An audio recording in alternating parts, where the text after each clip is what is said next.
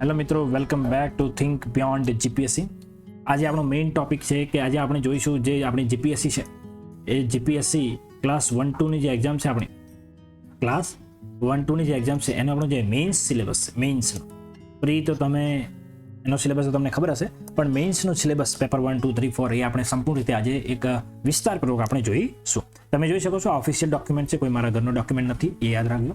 અને આપણે જ્યારે જોઈએ ત્યારે આપણને ખબર પડશે, નીચે આપણે જોઈશું તો તમે જોઈ શકો syllabus of mains examination for Gujarat administrative service class 1, Gujarat civil service class 1 and class 2 and Gujarat municipal chief officer service class 2 તમે જોઈ શકો. એના અંદર તમે જોઈ શકો છો કે આપણો જે સિલેબસ છે એ અંગ્રેજીમાં આપેલો છે. જો ગુજરાતીમાં હોય તો હું તમારા માટે જોઈ લઉં છું, એક મિનિટ ખાલી. ઇંગ્લિશમાં છે તમે જોઈ શકો અહીંયા આગળ કે સૌથી પહેલો છે પેપર 1. એ છે આપણું ગુજરાત લેંગ્વેજનું, ગુજરાતી લેંગ્વેજનું છે જે ક્વોલિફાઈંગ છે, જેની અંદર માત્ર 25%, 300ના 25% એટલે કેટલા થાય છે તમે જોઈ શકો. 300ના કેટલા ટકા છે? 25% છે, બરાબર છે. એટલે કે 75 જેવા ગુણ આપણે લાવવાના થાય છે. 300માંથી તમે 75 ગુણ લઈ દો એટલે તમે ક્વોલિફાઈ થઈ જાઓ છો આ પેપરની અંદર, યાદ રાખો, બરાબર છે. ગુજરાતી લેંગ્વેજ 3 કલાકનું એક પેપર છે, 300 ગુણ છે અને 75 ગુણ લાવવા ફરજિયાત છે. પછી છે ઇંગ્લિશનો પેપર, એ પણ 3 કલાકનું છે, 300 માર્ક્સમાંથી તમારે 75 માર્ક્સ લાવવાના છે. એ પણ ક્વોલિફાઈંગ પેપર છે. એટલે યાદ રાખજો કે લેંગ્વેજના 2 પેપર છે, ગુજરાતી લેંગ્વેજ અને ઇંગ્લિશ લેંગ્વેજ. આ બંને ક્વોલિફાઈંગ છે, જેની અંદર 25% માર્ક્સ આઉટ ઓફ 300 આપણે લાવવાના હોય છે.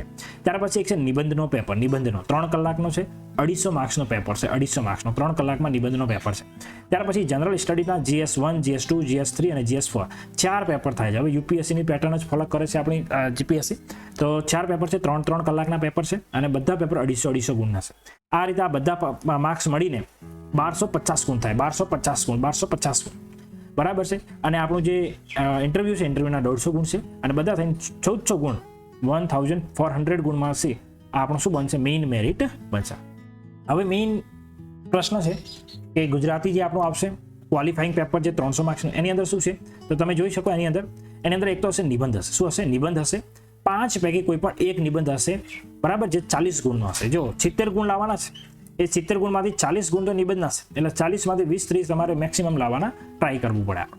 તો નિબંધનો છે. પછી વિચાર વિસ્તાર, તમને ખબર છે વિચાર વિસ્તાર જે આપણે કરીએ છીએ, 2 પંક્તિ આપેલી હોય અને આપણે એને વિચાર વિસ્તાર કરીએ છીએ.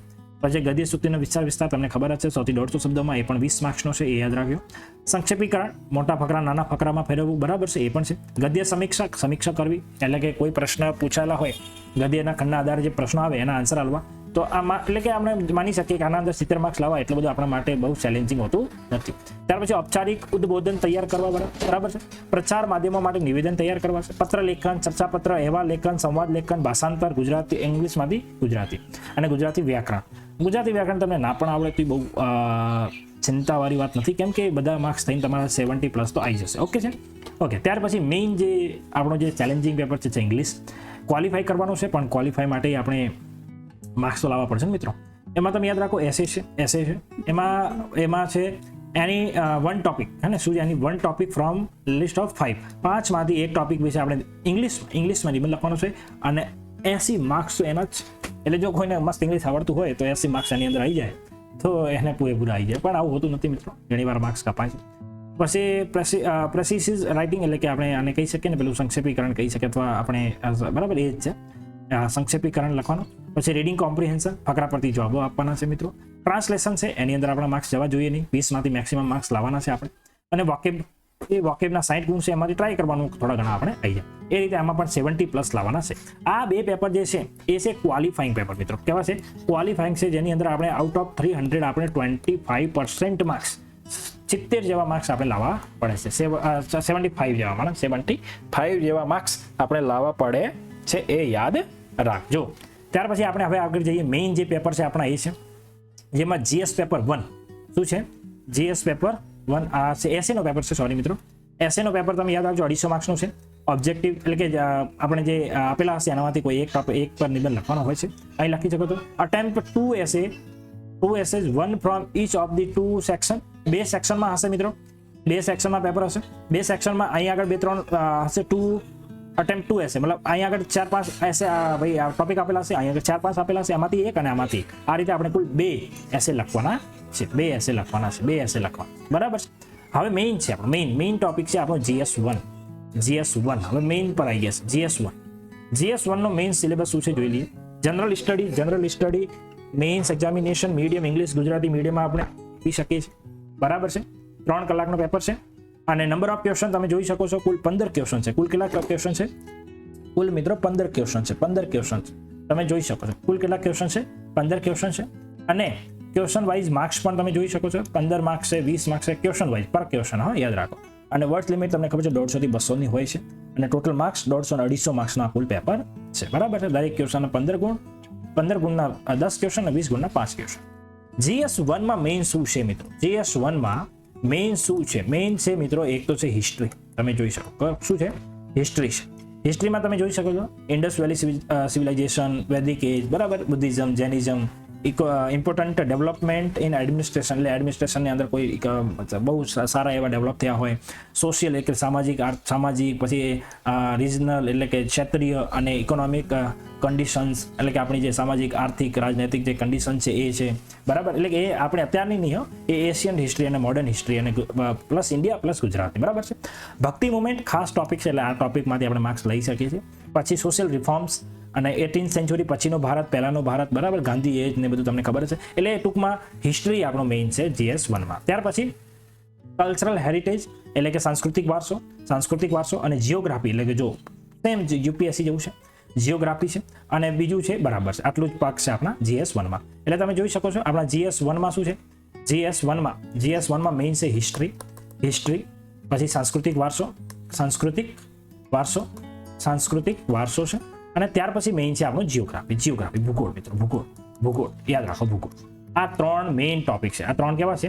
મેઇન ટોપિક છે. આ 3 તમારા પાકા હોય એટલે તમારે આ પાર્ટમાં માર્ક્સ જાય નહીં. એમાંથી આપણે મેઇન યાદ રાખશું હિસ્ટ્રી અને ભૂગોળ પર વધારે ફોકસ કરીશું અને સાંસ્કૃતિક વારસા પર પણ આપણે ફોકસ કરીશું. ત્યાર પછી આગળ જઈએ આપણે. આગળ GS પેપર 2 માં શું છે? GS પેપર 2 માં મિત્રો તમને ખબર છે ઓલરેડી 15 ક્વેશ્ચન આવશે દરેક સેક્શનમાં, બરાબર. એની અંદર મેઇન છે ઇન્ડિયન પોલિટી, આપણું બંધારણ છે. ઇન્ડિયન પોલિટી બંધારણ છે, બરાબર છે. ત્યાર પછી ગવર્નન્સ અને સોશિયલ જસ્ટિસ. એટલે તમે જો આપણે જે ખબર છે પોલિટી માટે લક્ષ્મીકાંત વાપરી છે, તો લક્ષ્મીકાંતની જ એક બુક આવે ગવર્નન્સ માટે, એ પણ બહુ સારી બુક છે, એ પણ તમે રેફર કરી શકો. અને સોશિયલ જસ્ટિસ એટલે કે સામાજિક ન્યાય, એ પણ એની અંદર છે. અને ત્યાર પછી ઇન્ડિયન સોસાયટી, ભારતીય સમાજ, ઇન્ડિયન સોસાયટી એટલે ભારતીય સમાજ, એટલે આ એના ટોપિક છે. એટલે કે આપણે જોઈશું કે GS પેપર 2 માં આપણો મેઇન ટોપિક છે એ છે બંધારણ. કોણ છે? બંધારણ છે. બીજો મેઇન ટોપિક શું છે? એ છે શાસન વ્યવસ્થા, હે ને? શાસન વ્યવસ્થા અને સામાજિક ન્યાય. અને જે ત્રીજો મેઇન ટોપિક છે એ છે ભારતીય સમાજ. ભારતીય સમાજ એટલે એ જ આપણો સમાજ કેવું છે, સોસાયટી કેવી છે, કેવા આપણા અહીં જે શું કહેવાય રૂઢી સુસ્ત અને પેલા શું કહેવાય પરંપરાઓ છે, કેટલા સાંસ્કૃતિક વારસો, એટલે કે આની અંદર ખાસું બધું આવી શકે છે. જે તમે જોઈ શકો core character and diversity of Indian society, આપણો ભારતીય સમાજ કેટલો ડાયવર્ટ છે, ડાયવર્સિટી છે, વિવિધતા છે, બરાબર છે. પછી ગુજરાત ડાયસ્પોરા તમે જોઈ શકો, ગ્લોબલ ડાયસ્પોરા ભારતનું ખાસું બધું એની અંદર આવી છે. ત્યાર પછી મેઇન છે GS પેપર 3 માં આવીશું. એની અંદર સાયન્સ અને tech main topic, science and tech, બરાબર છે. સાયન્સ અને ટેક છે. ત્યાર પછી એન્વાયરમેન્ટ સાયન્સ અને ડિઝાસ્ટર મેનેજમેન્ટ છે. ઇકોનોમી છે, ઇન્ડિયન અને ગુજરાત ઇકોનોમી, અને current event.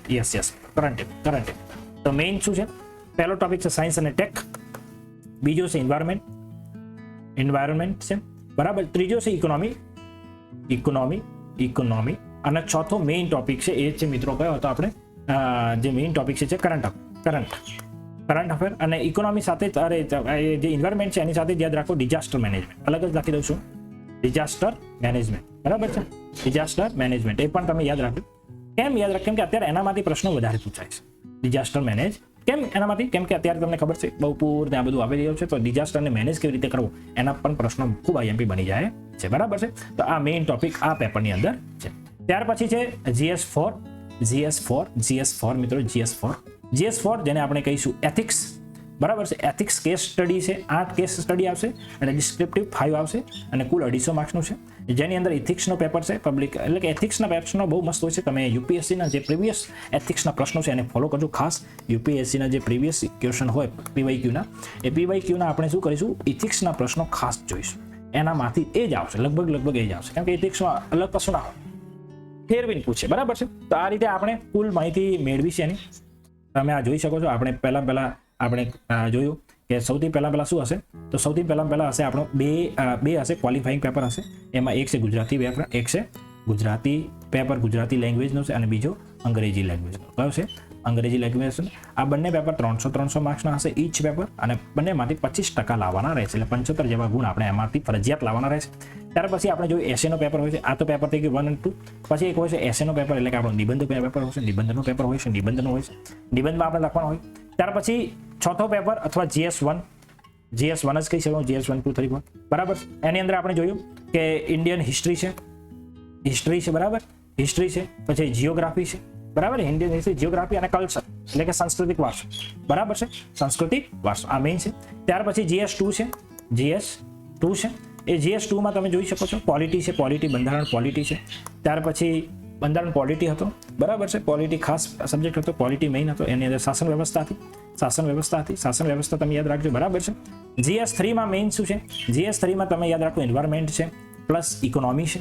Environment, economy plus current affair, બરાબર છે, અને ડિઝાસ્ટર મેનેજમેન્ટ અને સાયન્સ એન્ડ ટેક આ GS3 માં છે. અને GS4 માં છે આપણો ઇથિક્સ. કોણ છે? ઇથિક્સ. આ રીતે આ મેઇન જે કહેવાય ને યુપીએસસી જેવો સિલેબસ આ વખતે આપણે જીપીએસસીમાં પણ છે. તો આઈ હોપ કે તમને ખાસ જાણકારી મળી હશે. હજુ એના રિગાર્ડિંગ કોઈ માહિતી જોતી હોય સ્પેસિફિક કોઈ પણ ટોપિક વિશે, તો તમે મને કમેન્ટ કરજો. આપણે તમને ફૂલ સોલ્યુશન સાથે વિડીયો મૂકી શકો. તમને પર્સનલી મેસેજ કરીશ. Thank you. જય હિન્દ, જય ભારત, વંદે માતરમ.